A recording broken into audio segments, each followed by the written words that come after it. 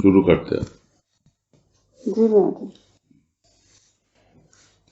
कल जो पैराग्राफ हुआ था अंत में, तो पढ़ के आगे बढ़ेंगे। इसमें कहा, अनजान इच्छा या कामना का खेल ही विश्व में प्रधान देखने को मिलता है।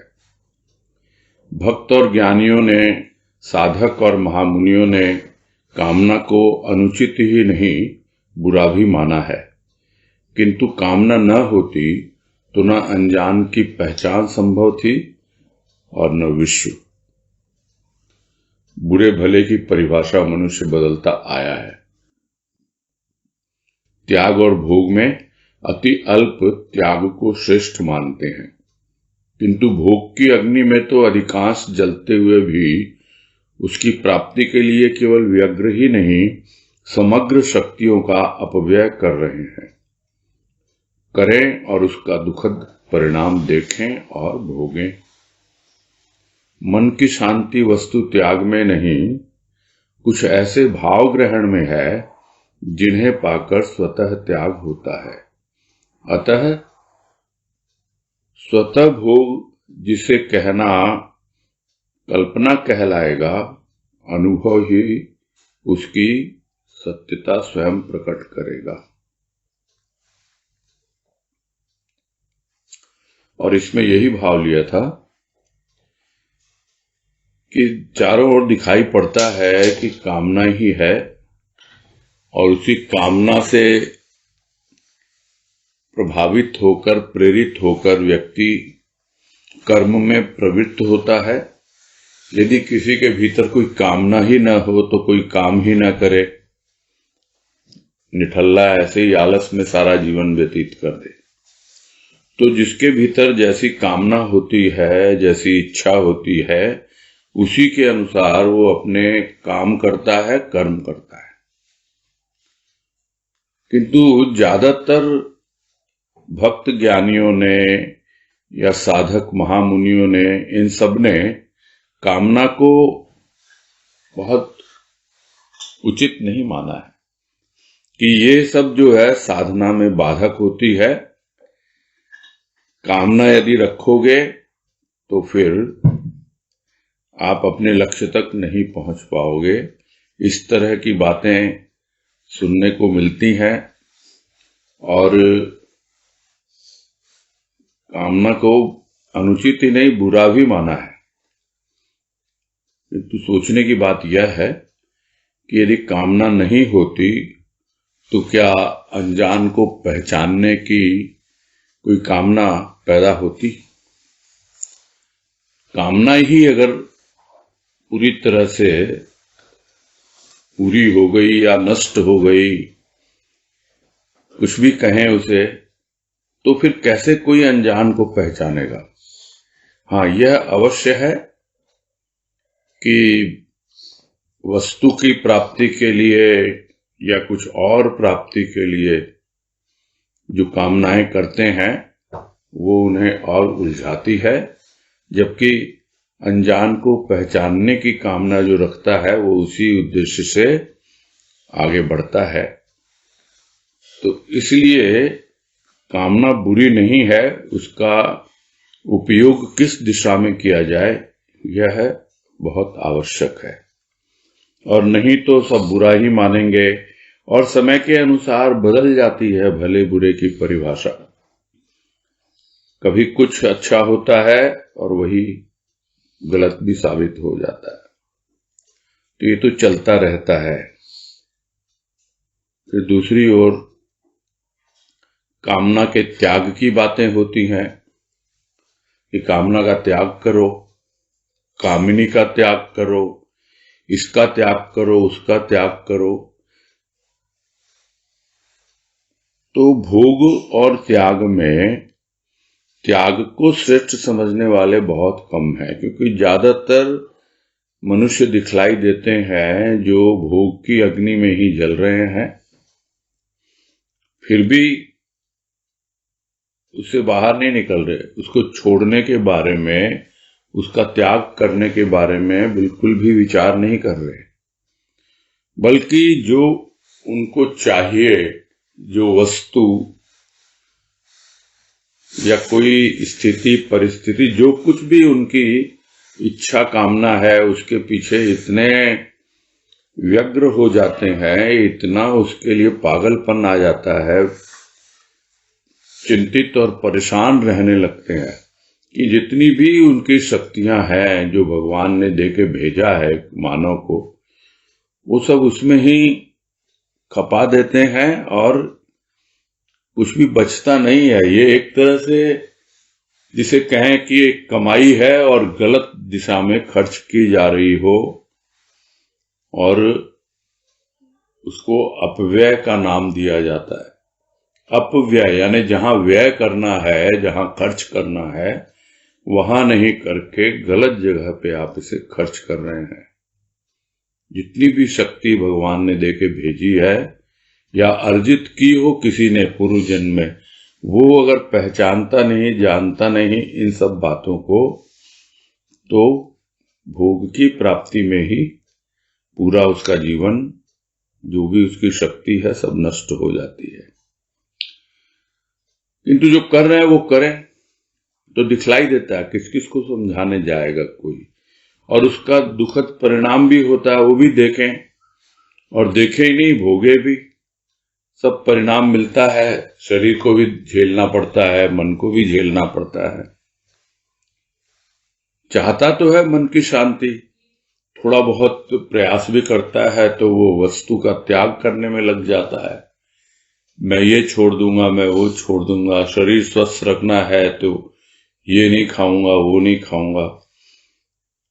तो उससे क्या होना है?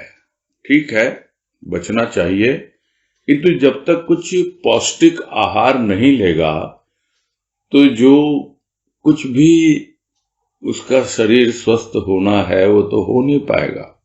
उसी प्रकार मन की जो शांति है वो वस्तु के त्याग में नहीं है, वो तो कुछ ऐसा पौष्टिक भाव ग्रहण करने में है जहां पर जो कुछ भी विसर्जित होना है, जिसका भी त्याग होना है, वो स्वतः सहज रूप में त्याग होता रहे। तो कुछ ऐसा भाव ग्रहण किया जाए जिसे पाकर के स्वतः ही तो त्याग हो और स्वतः ही भोग हो। और उसे यदि कोई कहे कि ये तो कल्पना है, हो सकता है जिसने अनुभव नहीं किया हो कि किस प्रकार से स्वतः ही भोग होता है और स्वतः ही त्याग होता है, वो तो इसे कल्पना ही कहेगा। किंतु जिसे अनुभव होने लगता है या अनुभव हुआ है, वो अपने आप ही उसकी सच्चाई को जान लेगा और किसी को बोलने की जरूरत नहीं है। दूसरों के सामने उसकी सत्यता जो है वो स्वयं ही प्रकट होती है। यानी वो भाव ही वो सत्यता प्रकट करता है जिसका अनुभव मिलता है कि भाई स्वतः ही तो त्याग हो रहा है और स्वतः ही भोग हो रहा है। यानी जीवन इतना सहज और सरल बन जाता है। आज कह रहे हैं, मेरे अनजान, लोग तुझे जानते नहीं, क्या इसीलिए तेरा अपमान करते हैं? तू इनके लिए अदृश्य है, अतः अदृश्य का अपमान कौन कर सकता है? अनमाने अर्थात तेरा सम्मान नहीं। यदि ये तेरा सम्मान करना जानते तो ये गुणगान अपना नहीं सुनना चाहते, तेरे ही सम्मान में अपना सम्मान समझते। तब ये संसार दुख का भंडार न होता कुछ ऐसा होता कि स्वर्ग नरक की चर्चा ही न होती। किंतु इस युग में ऐसी बातें कहना अपमानित होना है इनके द्वारा। अनमाने की प्रशंसा करना महा अपराध है इस युग में। मान सम्मान के भूखे इन मानवों का दानवों जैसा व्यवहार हो रहा है। न भगवान और न उसका सम्मान की प्रतिक्रिया को देखकर भी इंसान को होश न हुआ कि इस स्वर्ग सदृश दुनिया में विचारों का कैसा तूफान आया हुआ है कि पृथ्वी के किसी कोने में भी शांति नहीं। शांति इनकी दृष्टि में मृत्यु का दूसरा नाम है। अतः अशांत जीवन ही इनका परम लक्ष्य है। निरर्थक चिंता तथा कार्य समूह ने इनके जीवन को अभिशाप बना रखा है।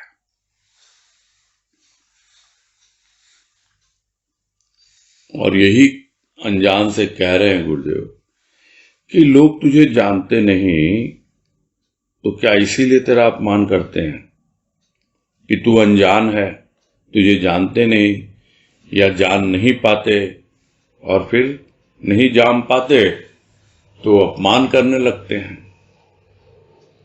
और तू इनके लिए अदृश्य है, अनजान है और अदृश्य है, बिल्कुल है।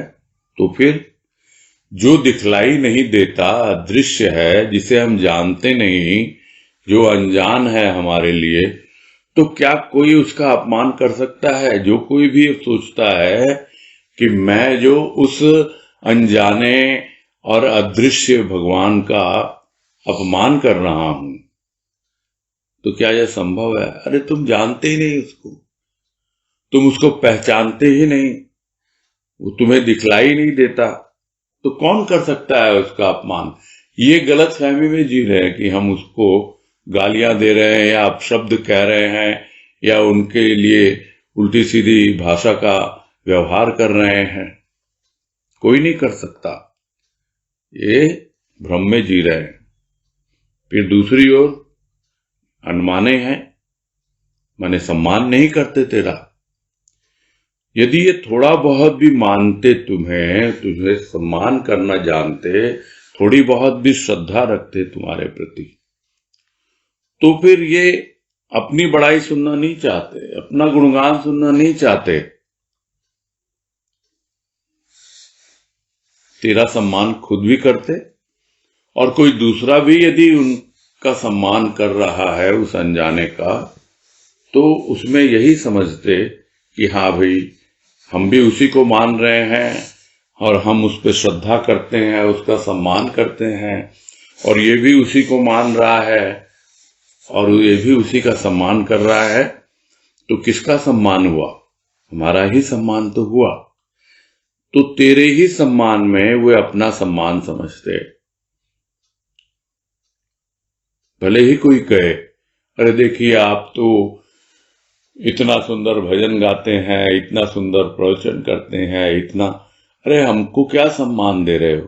आप तो उनको सम्मान दो। तो जब अपने प्रभु को सम्मान मिलता है तो अपने आप ही मन प्रसन्न हो जाता है, समझ में आता है कि हाँ, हमारे प्रभु को सम्मान देना ही हमारा सम्मान है। किंतु साधारण प्राणी ये बातें नहीं समझ पाता। वो तो यही समझता है कि भाई हमको तो सम्मान चाहिए, सब हमारा गुणगान करें। प्रभु का गुणगान कौन सुनना चाहता है? वो तो अपने ही काम में लगे हुए हैं। थोड़ा सा कुछ हुआ नहीं, थोड़े पैसे कमा नहीं लिए, तो यही सोचते हैं कि लोग हमारी तारीफ करें, हमारा गुणगान करें। तो इसी तरह यह संसार जो है जी रहा है। और यदि ऐसा होता कि तेरे सम्मान में अपना सम्मान समझते, तो संसार दुख का भंडार नहीं होता। कुछ ऐसा होता कि फिर बातें ही नहीं करते लोग कि भाई स्वर्ग उतार के लाएंगे यहां पर, यहीं पर स्वर्ग है, या स्वर्ग के लिए टिकट काट के देंगे, आप पहुंच जाओ स्वर्ग में। स्वर्ग नरक किसी की भी चर्चा नहीं होती कि अभी तो तुम नारकीय जीवन जी रहे हो, नरक के समान, तुम्हारे भीतर तुम तो पाप के भंडार हो।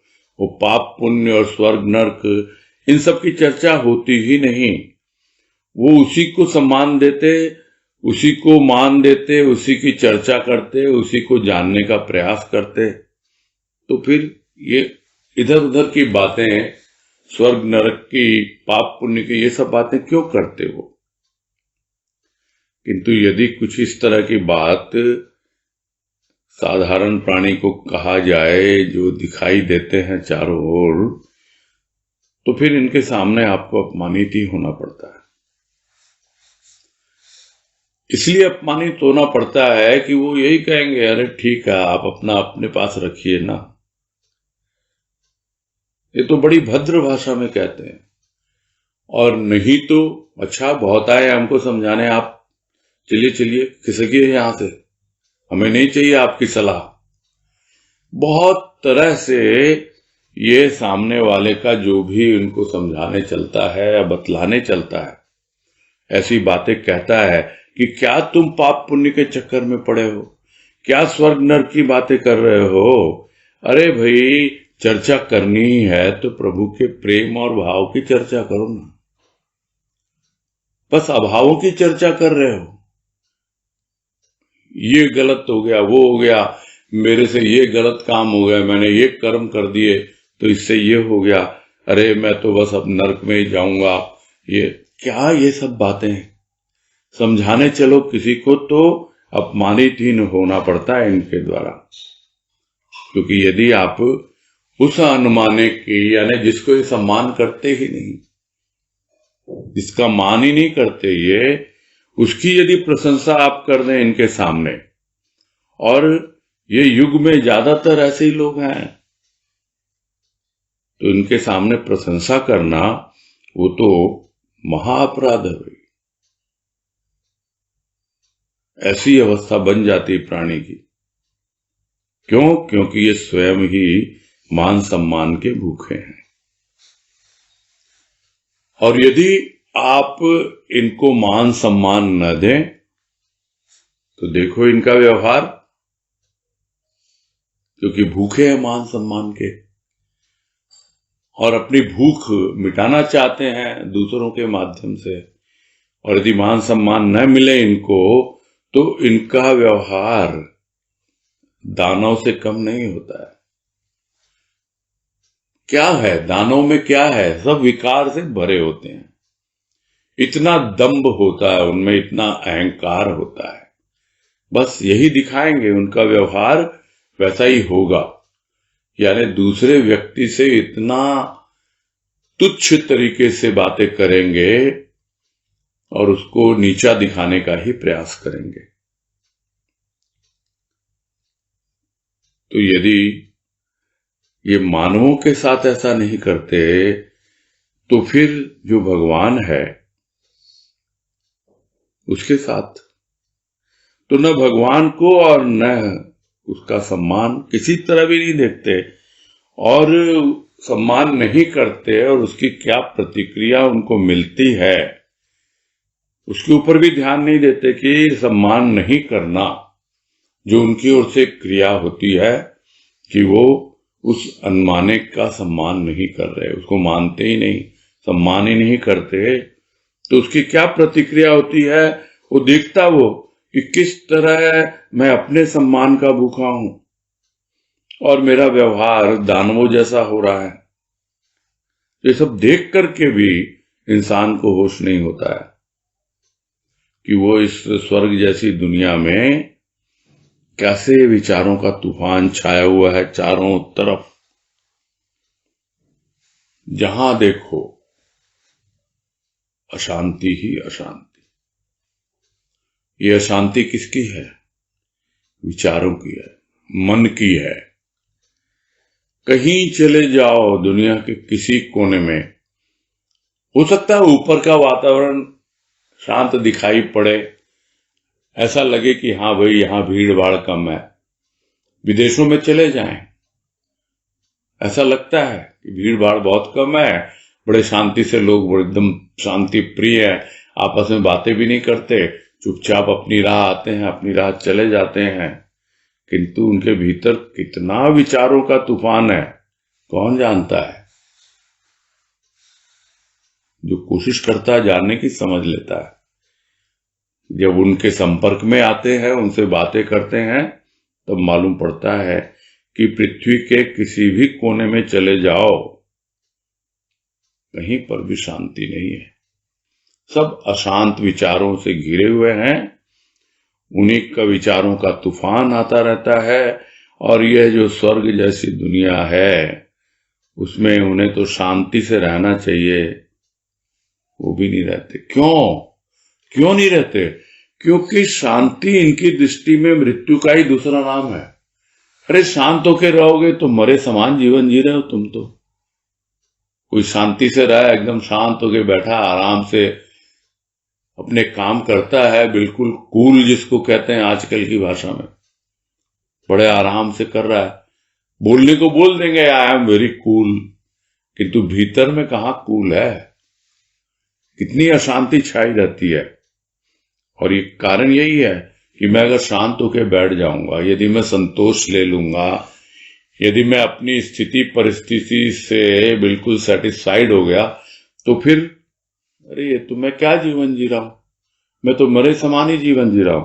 तो इनके लिए शांति जो है वो मृत्यु का ही दूसरा नाम है, और अशांत जीवन ही ये बिताते रहते हैं, और यही इनका लक्ष्य होता है कि शांति से बैठ कैसे सकते हैं। अशांत रहो, हलचल रहे भीतर विचारों की, उथल पुथल रहे, बस चिंता करते रहो निरर्थक, और कार्यों का बोझ लेके चलते रहो एक साथ, और कार्य निपटते नहीं, पूरे होते नहीं कि और दूसरे कार्य। तब क्या शुरू हो गया अब आजकल, बहुत कॉमन वर्ड सुना होगा आप लोगों ने भी अंग्रेजी में, मल्टीटास्किंग। मल्टीटास्किंग मतलब एक बार में कितने काम पकड़ लेंगे, ये भी करेंगे, ये भी कर रहे हैं, वो भी कर रहे हैं, एक साथ कर रहे हैं। तो यह जो कार्य समूह है, एक टास्क लिया तो उसको मनोयोग से बिल्कुल इत्मीनान से करें, नहीं वो नहीं, कार्यों की भीड़ लगी हुई है, समूह है, और चिंता हो रही है, पहले ये करूं, ये करूं, ये किया, थोड़ा सा किया, उसमें कितनी कामयाबी मिली नहीं मिली, फिर दूसरे में लग गए, और यही चलता रहता है। तो यही अवस्था है आजकल के मानव की, और इसीलिए इनका जीवन जो है वरदान नहीं होके अभिशाप बना हुआ है। था तो मानव जीवन एक वरदान परमात्मा की ओर से, किंतु उसको यदि सही दिशा में जीना नहीं सीखा उस जीवन को, तो वही जीवन अभिशाप बन जाता है। आगे कह रहे हैं, वरदान को यदि अभिशाप का रूप दिया जाए तो अनजान का क्या दोष। प्रकृति की ताल पर नृत्य करने वाला प्राणी, पुरुष को न जान, उसकी प्रकृति को भी न पहचान, यदि कार्यरत रहे तो दोष किसका, प्रकृति का या पुरुष का या प्राणी का। वास्तव में यह प्रश्न जटिल है। जटिल को सरल बनाने तथा सरस वर्णन करने का प्रयास किया प्राचीन काल के ऋषि मुनियों ने, किंतु आज तो कुछ ऐसी हवा बह रही है कि न उन ग्रंथों का अवलोकन हो रहा है और न उनके प्रणेताओं का सम्मान। जहां अनजान का अपमान, वहां इन महापुरुषों का कौन करता है ध्यान। कुछ कर्म के गीत गाते और ज्ञान ध्यान को व्यर्थ बताते और महापुरुष कहलाते। सूक्ष्म जगत की अवहेलना करने वाला व्यक्ति उसके रहस्य को क्या जाने। स्थूल में ही रमण, वहां अनजान अनजान ही रहा। और इसमें उसी बात को और अच्छे से समझा रहे हैं कि क्यों ये जीवन जो है वरदान स्वरूप होते हुए भी अभिशाप बना हुआ है। था नहीं अभिशाप, था तो वरदान, किंतु उसको अभिशाप का रूप दे दिया मानव ने।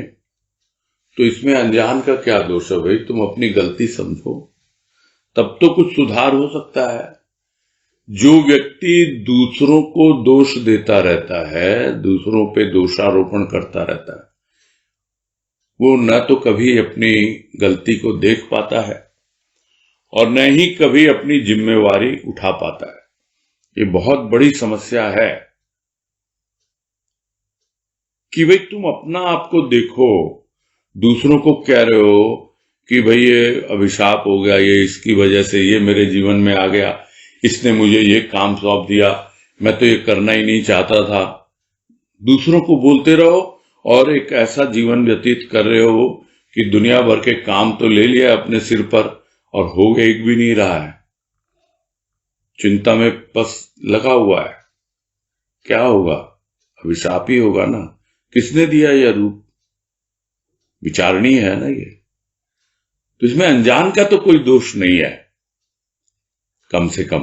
अब तुम यह समझो कि यह तुम्हारा दोष है, तुम्हारी सोच का, या जो जिम्मेदारी तुम ले ही नहीं पा रहे हो और उसके लिए भी तुम तैयार हो गए। विचारणी है, ये सोचना चाहिए। जो सही दिशा में सोचते हैं वो आगे बढ़ते हैं। प्रकृति की ताल पर नृत्य कर रहा है प्राणी, जानता नहीं है। सुबह होता है, शाम होता है, सब कुछ काम होता है, सब कुछ होता है। कौन करता है? ये प्रकृति तो सुबह शाम करती है और प्राणी उसके ऊपर चलता रहता है। ये कुछ और नहीं है, ये प्रकृति की ताल पर नृत्य हो रहा है।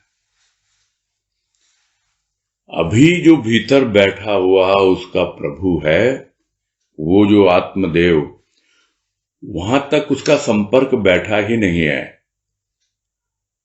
कि उसकी ताल पे यह जीवन नृत्य करे। अभी तो प्रकृति में ही खेल रहा है, और वो भी स्थूल प्रकृति में। वही इसको चला रही है। और पुरुष जो भीतर बैठा उसको तो जान ही नहीं पाता। उसको थोड़ा बहुत जानता तब उसकी ताल पे नृत्य करता ना।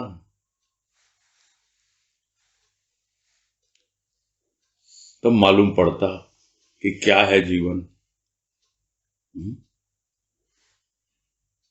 श्वासों की चाल धड़कनों की ताल बन गई,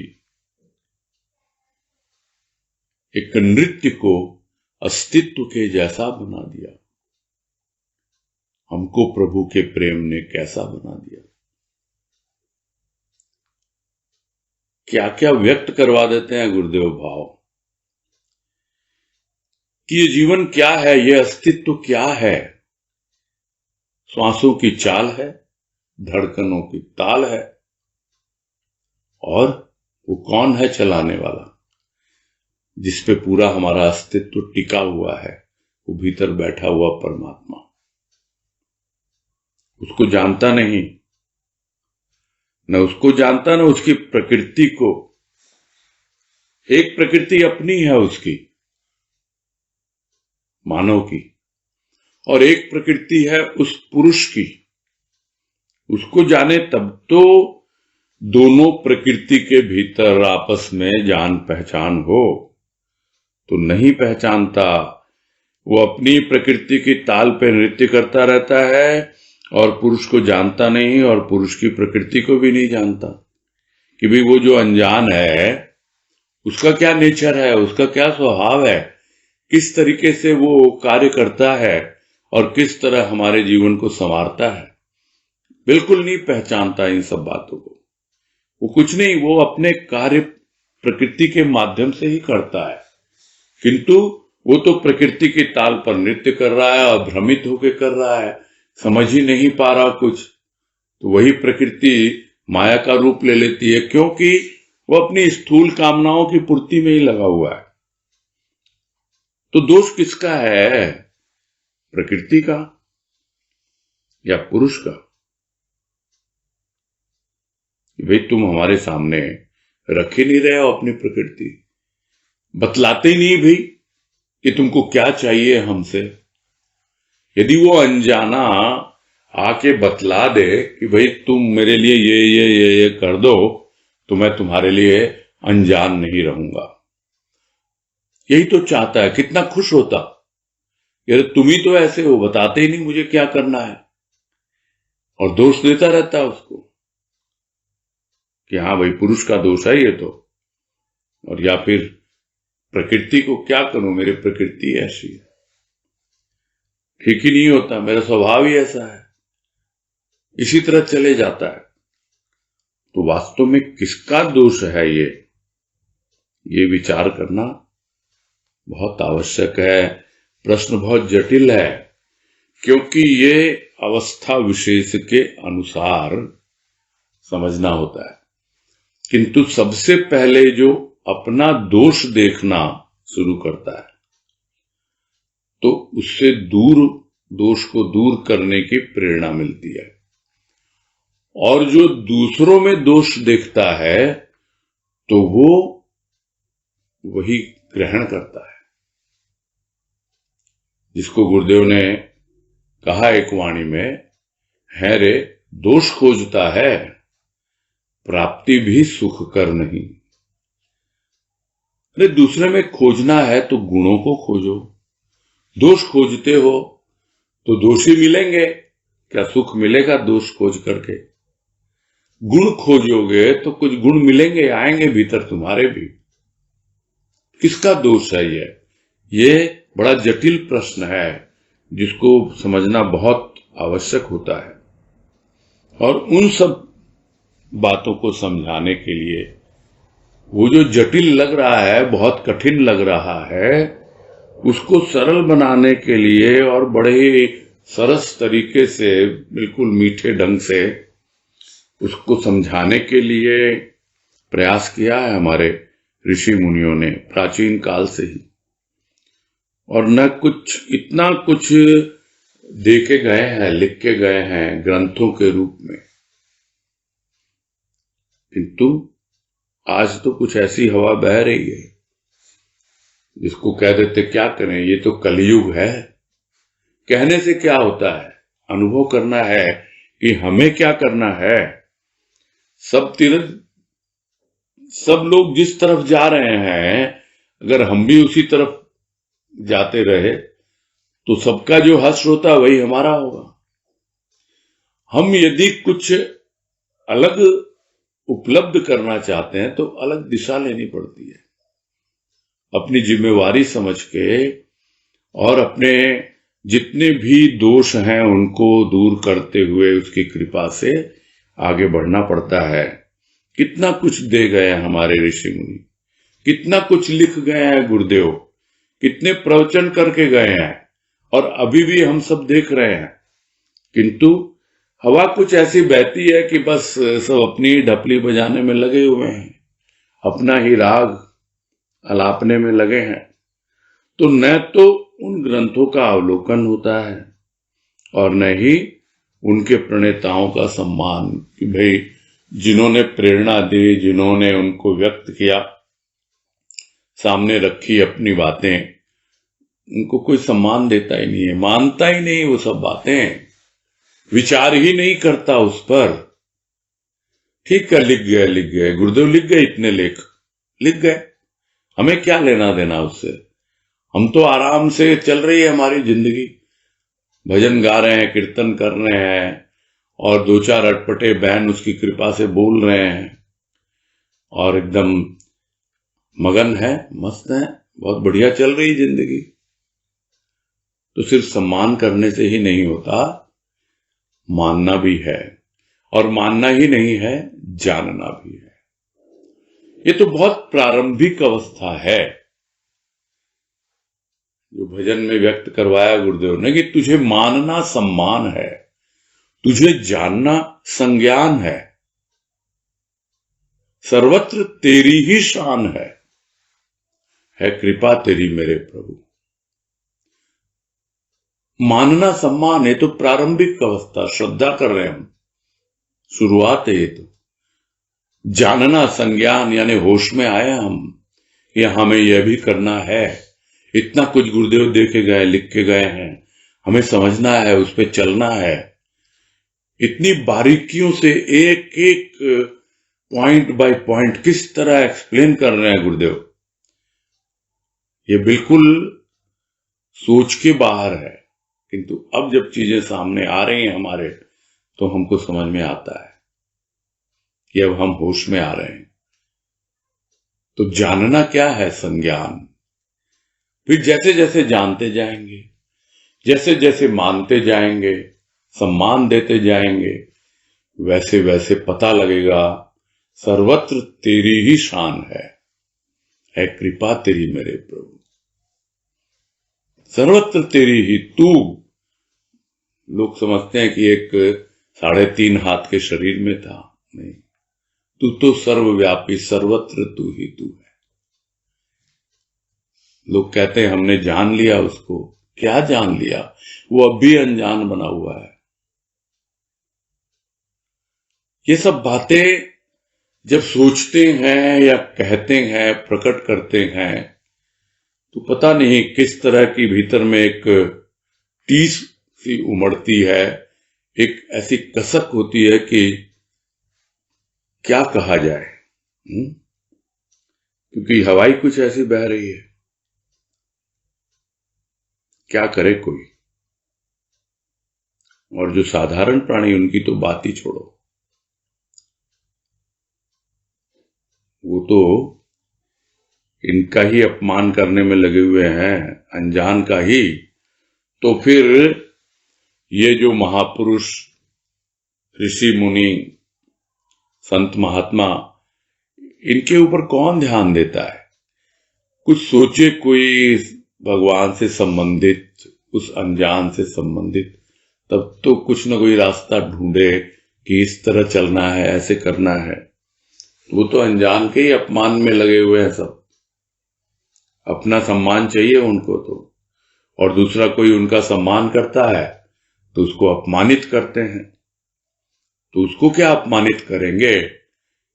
अगर भक्त को कोई अपमानित करता तो उसका अपमान थोड़े होता है, भक्त का कोई अपमान नहीं होता। अपमान तो उसका होता है जिसको भक्त मानता है, जिसको भक्त सम्मान देता है। जबकि यदि उस अनजान को सम्मान दिया जाए जिसको कि भक्त मान रहा है, तो अपने आप ही उसे सम्मान मिल जाता है। ये बात तो पहले ही समझाई गुरुदेव ने। तो कौन ध्यान देता है इन सब बातों पर कि महापुरुषों ने क्या लिखा है, क्या कहा है, कितने कितने ग्रंथ लिख के चले गए, कोई इस पे ध्यान नहीं देता। और कुछ गिने चुने उसमें से ऐसे आते हैं निकल के कि बस कर्म का ही पाठ पढ़ाते हैं, ये ऐसा करो वैसा करो। अरे भाई, तुम इस तरह हाथ पे हाथ रख के बैठ जाओगे तो कैसा होगा? तो कर्म का पाठ पढ़ाते, गीत गाते, और ज्ञान ध्यान ये सब चीजें जो है इसको व्यर्थ बताते हैं। अगर गीता की भी बात करें, बोलो कृष्ण कौन? कृष्ण तो कर्म योगी। अरे तो सिर्फ कर्म की बातें की है क्या गीता में कृष्ण ने? किंतु उनको वही सूट करता है, वो बस कर्म की बातें कहते हैं और इनको ज्ञान ध्यान, क्योंकि ज्ञान भी है उसमें गीता में, भक्ति भी है गीता में, उसकी बातें कुछ नहीं कि कैसे ध्यान लगाना है या नहीं लगाना, ध्यान क्या होता है। ये सब बातें जो अपने आप को कर्म योगी मानते हैं, कर्मठ मानते हैं, और कहते हैं कर्म करो, ऐसे बैठने से नहीं होता है। तो फिर बढ़ते हैं आगे और कहलाते हैं महापुरुष। अगर ऐसे लोगों को लोग महापुरुष कहने लगे तो फिर ये जो प्राचीन काल के ऋषि मुनि हैं उनको कौन महत्व देगा? इसका कारण क्या है कि ये लोग सूक्ष्म जगत की अवहेलना करते हैं, बस ऊपरी कर्म में लगे रहते हैं, ये कर्म करो वो कर्म करो, और धर्म के नाम पर भी कर्म में ही उलझे रहते हैं। भले ही वो हम कहते हैं कर्म कांड,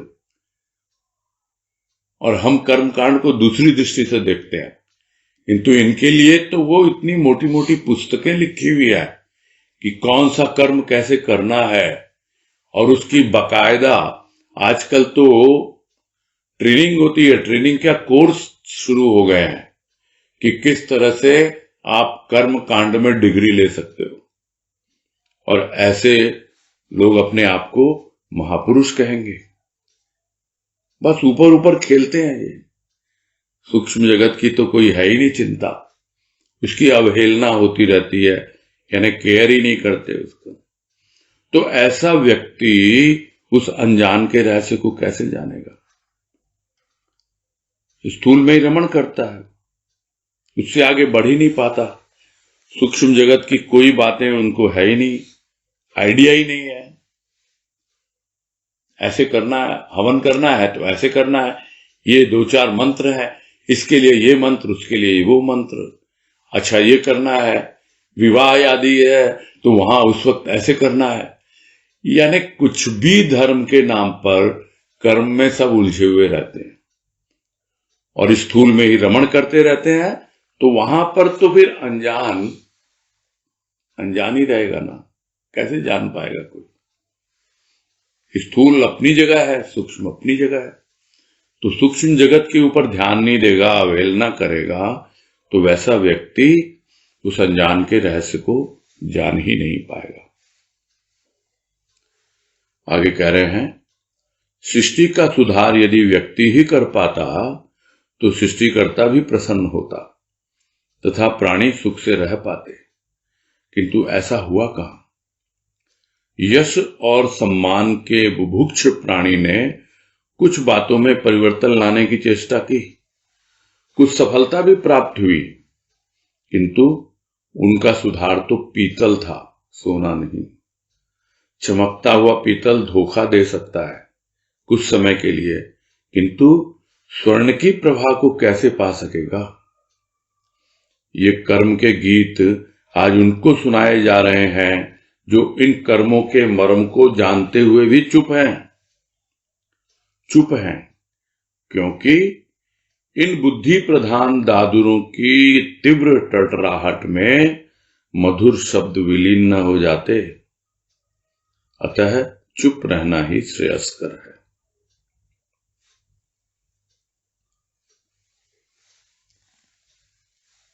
व्यक्ति यदि सृष्टि को सुधार पाता, सही बात है, तो सृष्टिकर्ता तो प्रसन्न होता ना कि भाई हां, जो कार्य मैं करता हूं उस कार्य में ये योगदान दे रहे हैं। सृष्टिकर्ता का कार्य क्या है? प्रकृति के माध्यम से अपने आप को फिर से स्वच्छ और निर्मल कर लेना। और यदि प्रकृति यानी पर्यावरण के सुधार में यदि प्राणी लग जाए तो फिर प्रसन्न ही होगा सृष्टिकर्ता। तो यह तो बाहर की प्रकृति है, और भीतर की प्रकृति, उसमें भी अगर सुधार के लिए कुछ करता तो फिर सृष्टिकर्ता अवश्य ही प्रसन्न होता और जो भी इसमें लगते समस्त प्राणी सुख से रहते। किंतु क्या ऐसा हो रहा है? क्या ऐसा हुआ? तो कारण बता रहे हैं क्यों नहीं हुआ ऐसा। क्योंकि यश और सम्मान के बुभुक्ष प्राणी ने, ये यश और सम्मान के भूखे हैं। कहते हैं हम तो एनजीओ चला रहे हैं। एनजीओ मतलब हम दूसरों की सहायता कर रहे हैं, नॉन गवर्नमेंट ऑर्गेनाइजेशन, और अपना कहीं न कहीं से कुछ लेते हैं एड, रुपये पैसों के रूप में, डॉलर और पाउंड के रूप में, और अपनी झोली भी भरते हैं और उसके नाम पर क्या करते हैं? अपना यश फैलाते हैं। अपना नाम चाहिए, अपना सम्मान चाहिए उनको, उसके भूखे हैं ये, और कुछ कुछ परिवर्तन लाने की चेष्टा करते हैं कि हाँ भाई हमने पर्यावरण के लिए ये काम किया, हमने इसके भीतर में ये परिवर्तन किए, हमने उनकी मानसिकता को इस तरह बदला, हमने इन सब बातों में सुधार किया। जो पुरानी मान्यताएं थी कि भाई ये सती प्रथा थी, हमने उसको बंद किया, तो ये बाल विवाह था, हमने उसको बंद किया, हमने उसमें सुधार किया। तो इस तरह न जाने कितने परिवर्तन लाने की चेष्टा करते हैं। कुछ सफलता होती भी है, किंतु वो क्या है? वो सुधार तो ऊपरी है, उसकी क्वालिटी ही अलग है। कोई अगर समझे कि यह सुधार सोने की तरह है तो सोने की और पीतल की कोई तुलना की जा सकती है? तो वो जो सुधार है वो पीतल की तरह था, उसकी क्वालिटी नहीं है वो कि उससे सृष्टि का सुधार हो, प्राणी मात्र का उद्धार हो, नहीं है वो। ये तो गुरुदेव है जो लिखते हैं कि हम चाहते हैं जीव मात्र का उद्धार। तो कैसे उद्धार हो जीव मात्र का? जब जीव मात्र अपना सुधार करना सीख जाए, और वो विधि बतलाते हैं। वो जो सुधार होता है वो बाहर का सुधार नहीं होता, वो भीतर का सुधार होता है। वो जो चेंजेस होते हैं, वो जो इंप्रूवमेंट होता है, वो क्वालिटेटिव इंप्रूवमेंट होता है, भीतर का होता है। किंतु ये जो सुधार, ये तो ऊपरी है। पीतल चमकता हुआ कुछ देर दिखाई दे सकता है, धोखा भी दे सकता है कि हाँ ये सोना है, किंतु सोने की चमक कैसे पाएगा पीतल? और बहुत से लोगों को पहचान नहीं है, वो पीतल को ही सोना मान बैठते हैं। कोई उनको समझाए भी तो भी मानने को तैयार नहीं होते। किंतु जो समझते हैं वो समझ लेते हैं कि भाई ये जो परिवर्तन आप लाने की कोशिश कर रहे हो सब ऊपरी है, इसमें वो चीज नहीं है, इसमें वो क्वालिटी नहीं है। वो सब जानते हैं कर्मों का मर्म क्या है, और उनको सुनाए जा रहे हैं ये कर्म के गीत। सब कुछ जानते हुए भी वो चुप हैं। भाई जानते हैं संत महापुरुष, कर्म का मर्म जानते हैं, और कर्म के गीत भी बतला रहे हैं, देखो भाई ये है, लेकिन क्या बोले क्या? चुप क्यों है? इसलिए है क्योंकि ये जो बुद्धि प्रधान है, जो अपने आप को बुद्धिजीवी कहते हैं, और जो बात हुई आजकल तो भरमार है इनकी, जैसे बरसाती मेढक होते हैं, एकदम मौसम के अनुसार आते हैं और टटराहट करते रहते हैं, सबको मधुर शब्दों में, उसकी टटराहट में ये जो मधुर शब्द जो समझाने की कोशिश करता है कोई, वो चुप है। प्रयास किया लोगों को समझाने कि भाई आप तो ये क्या कर रहे हो, ऊपरी खेल है, स्थूल का है कर्म, इसमें उलझने से क्या होगा? किंतु ये इतनी ज्यादा इनका है बुद्धि प्रधान लोगों का कि उसमें ये जितने भी मधुर शब्द जो है विलीन हो जाते हैं, इसलिए चुप रहना ही श्रेयस्कर है, ज्यादा बोलने की जरूरत ही नहीं। तो इसलिए कर्म के गीत और कर्म का मर्म क्या, वो सब बतलाते हुए भी कभी बोलते हैं नहीं, तो ज्यादातर चुप ही रहते हैं। क्यों? क्योंकि कुछ बोलने भी चलेंगे ये सर पे आ जाएंगे एकदम। उसी तरह जैसे एक साथ टर्टर करने लगते हैं एक सुर में मेढक, वैसे ही। इसलिए जो थोड़े बहुत मीठी बातें करके समझाने की कोशिश भी करते हैं, तो फिर वो सोचते कोई फायदा नहीं है, चुप रहना ही श्रेयस्कर है। आगे कह रहे हैं, वाद विवाद निरर्थक संघर्ष में शक्ति अपव्यय करने वाले व्यक्ति को अनजान के भक्तों की बातें कब अच्छी लगी? यदि लगती तो मनुष्य सुख शांति से रह पाता है इस धराधाम पर। अनजान इन अबोध अभिमानी प्राणियों को क्षमा करो, ये जानते नहीं कि ये क्या कर रहे हैं। और इसमें यही कह रहे हैं, उनसे वाद विवाद करने से कोई फायदा नहीं, उनके साथ बेकार कोई संघर्ष में भी कोई लाभ नहीं है। वो तो अपनी शक्ति का ही अपव्यय करना है, और ये खुद उसमें लगे हुए हैं वाद विवाद में, निरर्थक संघर्ष में। तो फिर जो भक्त समझाने चलते हैं मधुर शब्दों में, तो ये बातें उनको अच्छी लगती नहीं है। वो तो अपनी मेढकों की टटराहट करते रहते हैं, वही वाद विवाद और संघर्ष में कुछ न कुछ उल्टा सीधा बोलते रहते हैं, सुनने को ही तैयार नहीं, अच्छी नहीं लगती बातें उनको। और यदि लगती अच्छी बातें इनको, कुछ सुनते, कुछ समझते, कुछ रस लेते उसमें, तो शायद मनुष्य सुख शांति से रहता है इस धराधाम पर, किंतु क्या ऐसा होता है? कहाँ हो पाता है? इसलिए अनजान से ही प्रार्थना कर रहे हैं गुरुदेव कि भाई अबोध अभिमानी प्राणियों को क्षमा करो।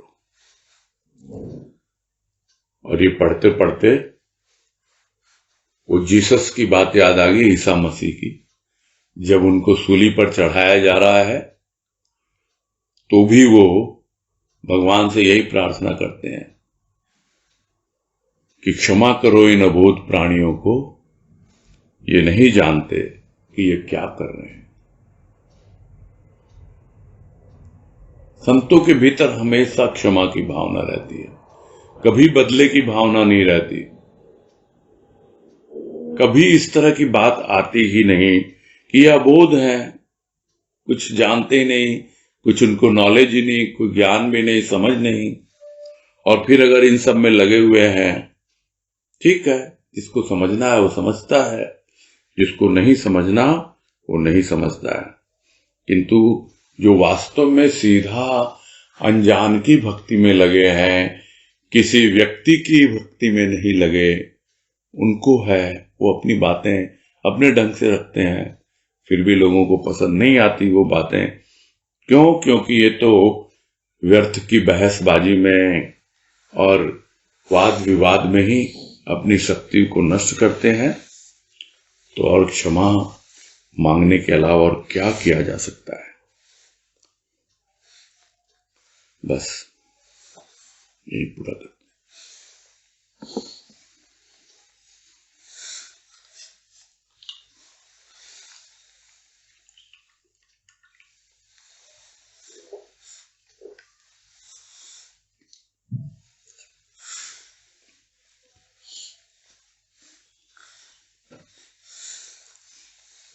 हल्का पोदार बोलिए। प्रणाम भैया। हाँ नमस्कार, बोलिए। हाँ, हैप्पी न्यू ईयर भैया को। से अधिक भैया ये पिछला पैराग्राफ था कल है, मन में चैन नहीं, तो इस पैराग्राफ में भैया संकल्प तल के रूप में विचारों की चक्की चलती ही रहती है। क्या पैराग्राफ था, क्या बताया? शुरू कहाँ से हो रहा है? तन से अधिक महत्व मन का है। कल हुआ था क्या? हाँ जी, कल हुआ था, 96 पेज पे हाँ, है, ठीक पहला ही पैराग्राफ है। हाँ ठीक है, हाँ बोलिए। हाँ, तो इस पैराग्राफ संकल्प विकल्प के रूप में, हाँ, तो भैया वो संकल्प विकल्प से मतलब हुआ क्या करें क्या ना करें, कैसी मुश्किल आई, कोई तो बता दे इसका हल हो मेरे भाई। यही है संकल्प विकल्प। कभी ये करता है, कभी वो करता है। एक विचार को पकड़ता है, आगे बढ़ता ही नहीं कि दूसरा विचार आ जाता है, अच्छा ये ठीक नहीं है, ये करते हैं, वो उस पे लग जाता है। तो मन की चक्की इसी में चलती रहती है। एक विचार उठता है, संकल्प करता, हाँ ऐसे करना है मुझे, तो बस मैं आगे बढ़ता हूं। लेकिन इतने में कोई लगता है अरे ये रास्ता, ये तो और इजी है, उसको विकल्प मिल जाते हैं उसके, तो संकल्प गया तेल लेने, कुछ नहीं, फिर भटक गया इधर उधर। तो मन ऐसे ही चक्कर काटता रहता है जैसे कोई विचारों की चक्की चल रही हो। ये कहने का मतलब है गुरुदेव का, कंफ्यूज। हाँ कंफ्यूज तो है ही, कंफ्यूज तो है ही। कंफ्यूजन इतनी आसानी से दूर नहीं होता, टिकता ही नहीं है ना। यहां जो मेन फोकस है बात पे वो ये है कि वो टिकता ही नहीं है। कंफ्यूजन जो आएगा वो तो बुद्धि की ओर से दूर होगा, तब होगा। तब आगे कहा ना कि जब तक बुद्धि का निर्णय वो पहुंचता नहीं उस तक, तब तक विचारों की चक्की चलती रहती है। तो बुद्धि अगर कंफ्यूज नहीं है तब वो देगी अपना निर्णय, और बहुत बार निर्णय मानता भी है। फिर हाँ भाई ठीक है, जो मैंने संकल्प किया, जिस बात पे मैं चल रहा हूं आगे, बिल्कुल है। फिर विकल्प नहीं आएगा तो चक्की नहीं चलेगी। एक दिशा में आगे बढ़ेगा। चक्की क्या है? गोल गोल घूमते रहना, ये कर लूं कभी वो कर लूं, इस तरीके से चलते रहते हैं विचार। हाँ, बुद्धि निर्णय देती है, लेकिन बुद्धि निर्णय कैसे देगी? विवेक होना चाहिए ना उतना।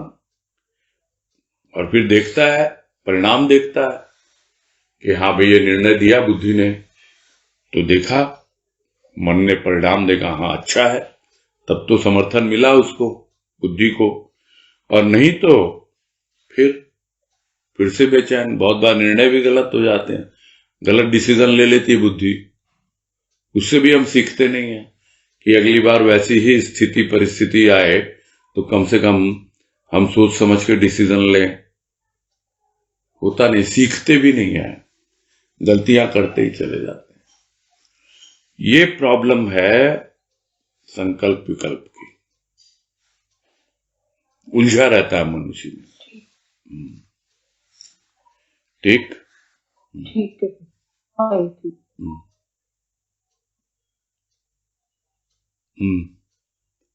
अभी 3 हैंड रेज हैं, पहले अजय झुंझुनवाला को देंगे। बोलिए। प्रणाम भैया। हाँ नमस्कार, बोलिए। भैया ये अभी लास्ट का पैराग्राफ के पहले वाला पैराग्राफ में है, 2-3 लाइन के ऊपर, ये कर्म के आज उनको सुनाए जा रहे हैं जो इन कर्मों के मर्म को जानते हुए भी चुप हैं। चुप हैं क्योंकि इन बुद्धि प्रधान दादुओं की तीव्र टटराहट में जब विलीन न हो जाते अतः चुप रहना ही श्रेयस्कर। भैया थोड़ा समझ में नहीं आया। नहीं, मैं तो यही भाव मुझे तो समझ में आया जो मैंने प्रकट भी किया था कि जो संत महापुरुष है वो जानते हैं कर्म का मर्म, और कर्म का मर्म जानते हैं, और फिर भी ये जो कर्म के गीत गा रहे हैं उनको समझाते भी हैं थोड़ा बहुत, लेकिन देखते हैं कि समझ में नहीं आ रहा तो फिर चुप हो जाते हैं। चुप इसलिए होते हैं कि थोड़ा भी इनको समझाने चलो तो फिर ये जैसे एक साथ मेढक टटर करने लगते हैं वैसे सब टटराहट हो जाते हैं। तो जो उनकी जो मीठी वाणी है या मीठी बोली जो समझाने के लिए वो होते हैं तो उसमें विलीन नहीं हो जाती क्या उनकी वाणी, उनकी बातें, इसलिए वो चुप रहना ही बेटर समझते हैं कि नहीं, बोलने से कोई फायदा नहीं है इनको। मुझे तो ऐसा ही साधारण प्राणी के लिए बोल रहे हैं। नहीं, बुद्धि प्रधान दादुरों की टटराहट। अच्छा। ये जो अपने आप को बता रहे हैं ना कि हम तो कर्म योगी हैं, कर्म के गीत गाते हैं, उन्होंने कर्म का मर्म समझा नहीं है। तो उनको जब कर्म का मर्म समझाने चलते हैं संत महापुरुष तो फिर वो देखते हैं कि ये एकदम ऐसे ही बोलते रहते हैं, बहसबाजी में लग जाते हैं, क्या फायदा है इनको समझा करके। ये दूसरे ढंग से लिखा है गुरुदेव ने, लेकिन जैसा मुझे समझ में आ रहा है भाव इसका यही है। हाँ कि समझाने की कोशिश की लेकिन समझने को तैयार नहीं है और बुद्धि प्रधान है, इसलिए बस सब फिर से वो वाद विवाद में लग जाते हैं। तो उनके जो मधुर शब्द हैं जो बड़े प्यार से समझाने की कोशिश करते हैं तो वो समझने को तैयार नहीं, उसी में विलीन हो जाते हैं सारे शब्द। भाई हम अपनी एनर्जी क्यों वेस्ट करें, ये जब हम सुनना ही नहीं चाहते हैं, थोड़ा सा बोल के देख लिया, ये तो अपनी अलापते रहेंगे, टटर करते रहेंगे, इसलिए वो फिर अपनी शक्ति का अपव्यय नहीं करते और चुप रहना ही श्रेयस्कर समझते हैं। वो अगले पैराग्राफ में समझा दिया कि वो अपनी शक्ति का अपव्यय नहीं करते हैं, लेकिन ये जो वाद विवाद और निरर्थक संघर्ष में अपनी शक्ति का अपव्यय कर रहे हैं ये व्यक्ति, तो उनको ये अनजान भक्तों की बातें कब अच्छी लगी। वो तो बड़े मीठे शब्दों में, मधुर और सरस शब्दों में उनको समझाने की कोशिश करते हैं जो अनजान की भक्ति कर रहे हैं, लेकिन उसको भी सुनने को तैयार नहीं हो। हाँ, प्रणाम भैया। हाँ, हरिओम। हाँ, तनुश्री शर्मा।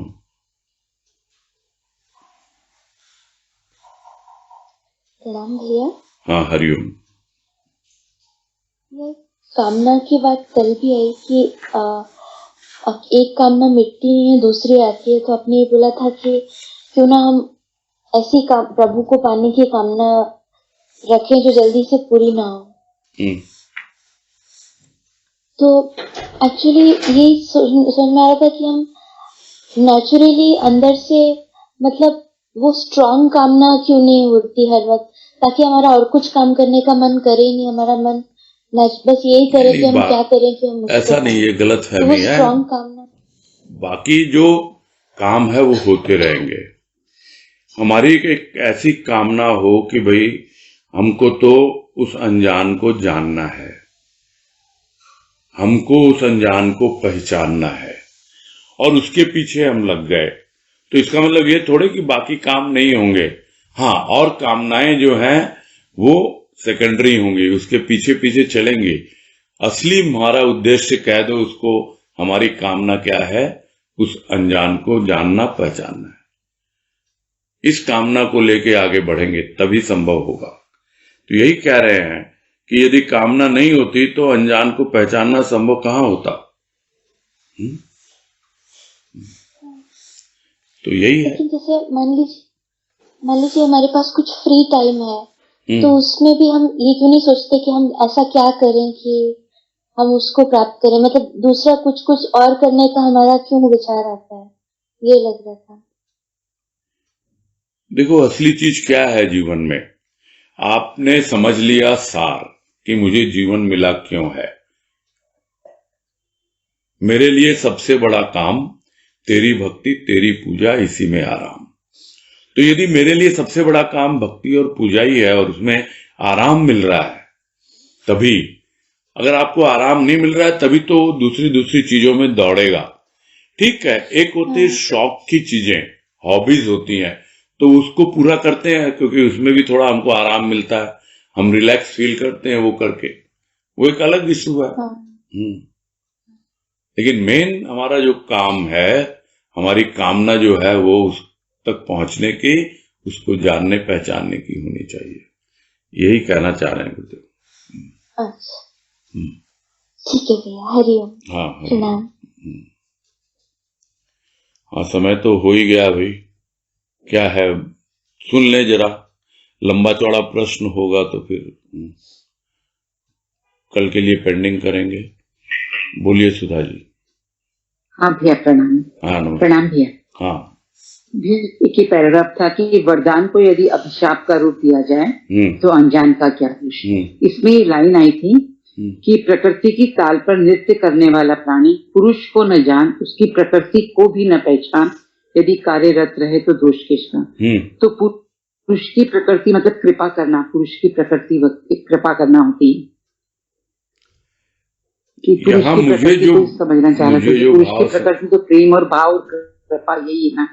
नहीं, वो यहाँ जो मुझे समझ में आया कि वो प्रकृति की ताल पर नृत्य करने वाला, यानी वो स्थूल प्रकृति के अनुसार ही, जो उदाहरण भी आया, सुबह होती है, शाम होती है, और उसकी अपनी एक दिनचर्या, उसी के ऊपर वो चलता रहता है, उसी पे ताल पे वो सारा नृत्य करता रहता है। ये स्थूल प्रकृति का रूप है। और पुरुष को तो जानता नहीं है, और उसकी प्रकृति यानी उसकी जो सूक्ष्म प्रकृति है, पुरुष की जो सूक्ष्म प्रकृति है और अपनी जो सूक्ष्म प्रकृति है, उसकी ओर उसका ध्यान ही नहीं होता, वो पहचानता ही नहीं है कि भीतर बैठा हुआ जो पुरुष है परमात्मा, और मेरी जो प्रकृति को किस तरह वो संचालित कर रहा है, क्या उसका रूप है, तो उसके अनुसार वो नहीं जानता और नहीं पहचानता, और अपने ही कार्यों में लगा रहे, और दोष किसको देगा फिर कोई? कि भाई अभिशाप है या वरदान है। तो पहले जो प्रकृति कह रहे हैं गुरुदेव, वो स्थूल प्रकृति से संबंधित है, और बाद में जो प्रकृति कह रहे हैं वो सूक्ष्म प्रकृति से संबंधित है। ठीक है, हाँ सब, हाँ ठीक है। हाँ भैया, हाँ भैया, हाँ भैया, प्रणाम भैया। हाँ, हरिओम। पूरा करते हैं।